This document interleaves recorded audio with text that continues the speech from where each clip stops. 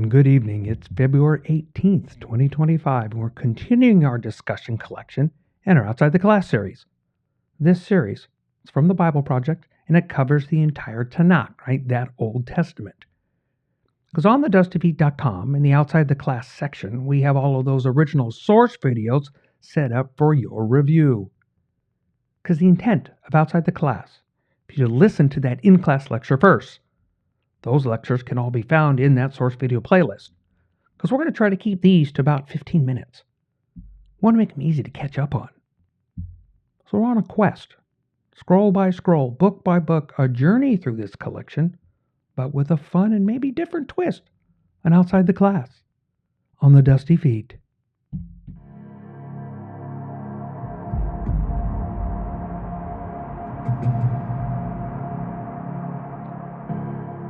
And before we forget, if you do find these kinds of podcasts useful to you, then please click that subscribe button. But those reminders, they just help you.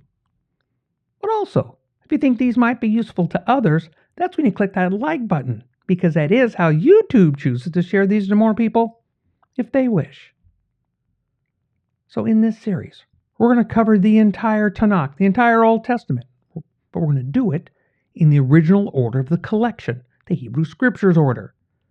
And as we've gotten past the first 5, things could get more interesting. Remember, the videos we're going to be discussing, they're just the tip of the discussion iceberg. They are part of a learning series that I highly recommend, and of course, they can all be found on the Bible Project website. Because we're going to ask many, many questions about all kinds of things. Answers? We'll see. Judges, Shoftim, part 5, right? So we finished last week with the Song of Deborah and Barak, right? We said, get ready for Gideon.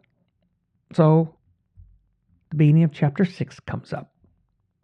Then the sons of Israel did what was evil in the sight of the Lord, and the Lord gave them into the hands of Midian 7 years. The power of Midian prevailed against Israel. Because of Midian, the sons of Israel made for themselves dens, which were in the mountains, in the caves, and the strongholds.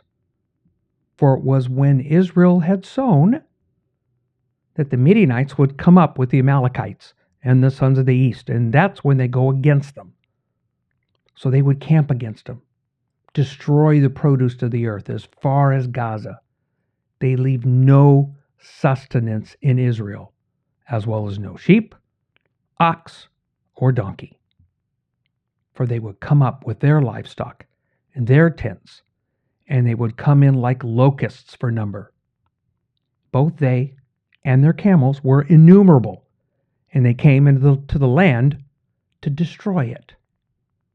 So Israel was brought very low because of Midian, and the sons of Israel cried to the Lord. Now it came about, when the sons of Israel cried to the Lord on the account of Midian, that the Lord sent a prophet to the sons of Israel, and he said to them, Thus says the Lord, the God of Israel, it was I who brought you up from Egypt, brought you out from the house of slavery. I delivered you from the hands of the Egyptians and from the hands of all your oppressors, and dispossessed them before you and gave you their land. And I said to you, I am the Lord your God. You shall not fear the gods of the Amorites in whose land you live. But you have not obeyed me. And remember, it's only happening because these same children of Israel, instead of listening to God when they first entered the land, they did not heed the words. I'll even go as far as the term Shema, right? As in hear and do. They did not. And the generations behind them, they bore even more of those consequences. So here we enter an unknown, unnamed prophet to declare to the children of Israel that they haven't listened. Gideon enters the scene. You may have heard the name if you've been around churchianity for any decent length of time.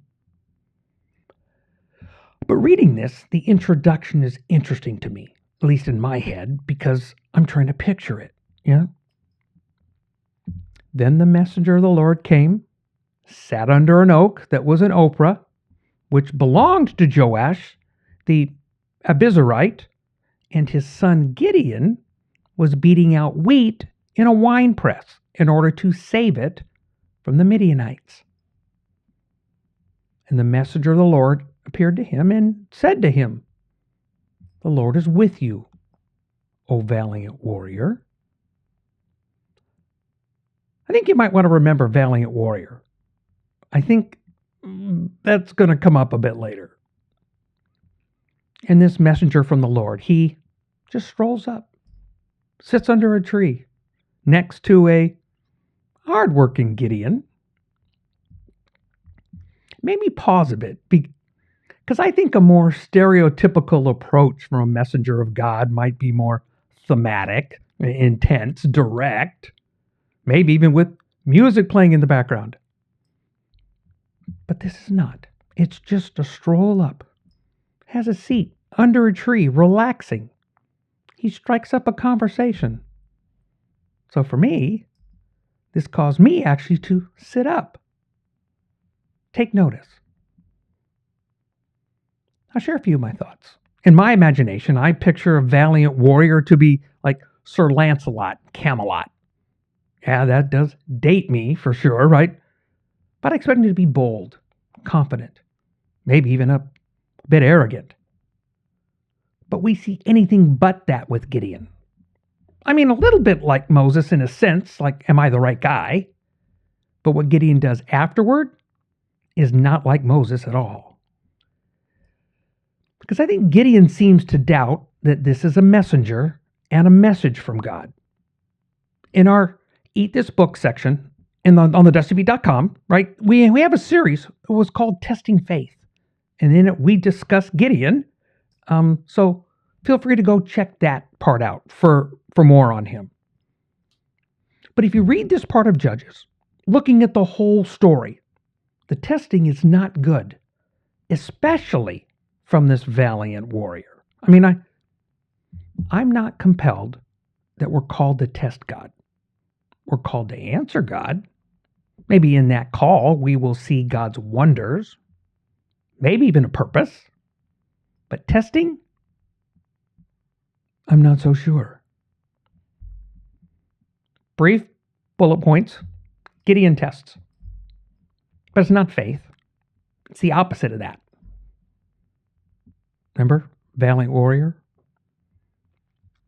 Let's also remember that we're not in an isolated story. This is a story of a judge chosen by God for a purpose. And he is one of many judges in this scroll of judges, right? So there's a test. It's done to show that the messenger and the message are genuine. Fire, all consumed, an all-consuming fire. You know, that's not an isolated happening in Scripture. So I suggest maybe we title a red string connection for another time here. All-consuming fire. But remember the valiant warrior. Now, on the same night, the Lord said to him, "Take your father's bull and a second bull 7 years old and pull down the altar of Baal, which belongs to your father. Cut down the Asherah that is beside it, and then build an altar to the Lord your God on top of this stronghold in an orderly manner. Take a second bull, offer a burnt offering with the wood of the Asherah, which you cut down." Then Gideon took 10 men of his servants and did as the Lord had spoken to him. Because he was too afraid of his father's household and the men of the city to do it by day, he did it by night. Joash, Gideon's father, he comes out to face the accusing men the next morning. Let's be fair. They're correct. They did tear down the altar and they did cut down the tree. But Joash confronts those who want to support Baal, right? His stance actually causes him to try to embolden Gideon, right? He renames him Jerubbaal. Maybe that'll help. But the Spirit of the Lord came upon Gideon. He blew a rallying trumpet, and people came out of the hills to answer that call. And from them, then messengers were sent out for more. So then this valiant warrior chooses to test God again. How many times? Well, the story continues, and those who are more familiar with the story here are familiar with those infamous parts, right? The wet fleece, dry ground, wet ground, dry fleece. Testing God. Valiant warrior, a judge chosen by God. Does it bring up an interesting side discussion for another time, right? Does a call necessarily empower you? Is there a faith element to embrace? We have to agree to come alongside God. Then maybe things can happen. But in these tests, God appears to flip the tables a bit and reverses on Gideon. He decides to test him. Because there were 32,000 who answered the rallying trumpet call, and those messengers that were sent out, their response. Was it emotional? In the moment? Maybe they didn't realize what they were responding to, because this actually was a real call to war. So there's a test. God makes an interesting declaration to Gideon. Hence he Gideon, that the numbers alone would win the battle, right? The Lord said to Gideon, the people who are with you are too many for me to give Midian into their hands. For Israel would become boastful, and then they would say, my own power has delivered me. Now, therefore, proclaim in the hearing of the people, saying, whoever is afraid, who's ever trembling, let him return, depart from Mount Gilead. So, 22,000 people returned. 10,000 remained. Okay, so the valiant warrior sees over 2/3 of the men walk away. There's no mention of any objective judgment. They just walk. They're not fighters. Test. Still too many for God. So then the drink test. Then the Lord said to Gideon, the people are still too many. Bring them down to the water, and I will test them for you there. Therefore it shall be that of he whom I say to you, this one shall go with you, he will go with you. But every one of whom I say to you, this one shall not go with you, he shall not go with you. So he brought the people down to the water, and the Lord said to Gideon, you shall separate everyone who laps the water with his tongue as a dog laps, as well as everyone who kneels to drink. So Gideon, he has to sit, watch everyone drink. Drinking's good. Being hydrated is necessary. Battle is right there on the horizon. Yeah? But now, the number of those who lapped, putting their hand to their mouth, was 300 men. All the rest of the people kneeled to drink water. And the Lord said to Gideon, I will deliver you with the 300 men who lapped, and will give the Midianites into your hands. So let all the other people go, each man to his home. So Gideon, he's left with 300 out of 32,000. Gideon, who tested God, God tested back. Wow, a little over 1% is left. Valiant warrior is learning a lesson. The remaining men, they're divided into 3 companies, and they camp on the mountain above the Midians and the Amalekites. They have an interesting accoutrement. So the 300 men took the people's provisions and their trumpets into their hands, and Gideon sent all the other men of Israel, each to his own tent. but retained the 300 men, and the Midian camp was below him in the valley. This valiant warrior, judge chosen by God. Now the same night it came about that the Lord said to him, Arise, go down against the camp, for I have given it into your hands. But if you're too afraid to go down with Purah, your servant, go down to the camp. You will hear what they say, and afterward your hands will be strengthened that you may go down against the camp. So he went with Purah, his servant, down to the outposts, to the army in the camp. Gideon had a messenger from God, then words from God, and he still would learn from another messenger, a rather unconventional messenger, a member of the enemy's own camp, while he's sneaking along with his trusted safety sidekick, Purah, right? Now the Midianites and the Amalekites and all the sons of the east were lying in the valley, as numerous as locusts, and their camels were without number, as numerous as the sands on the shore. When Gideon came, behold, a man was relating a dream to a friend, and he said, Behold, I had a dream.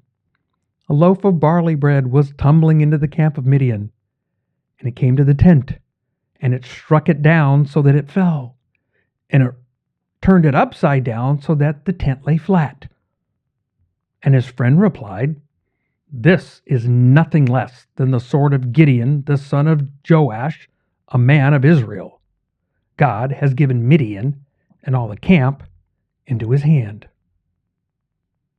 When Gideon heard the account of the dream and its interpretation, he bowed in worship, and he returned to the camp of Israel and said, Arise, for the Lord has given the camp of Midian into your hands. So next week, we're going to continue the discussion with Gideon, as Paul Harvey would put it, the rest of the story. It's probably lesser known, but no less noteworthy. Because as Tim and John mentioned, this is just in the okay section of the Judges. And we're going to see where we continue to drift away. Gideon, we see, is not really a tester of faith, is more of a doubter of God. And was the messenger trying to send Gideon a message? Are you the valiant warrior who some folks think you are? So thanks for being with us tonight on another Outside the Class with the Scroll of the Judges on the Dusty Feet.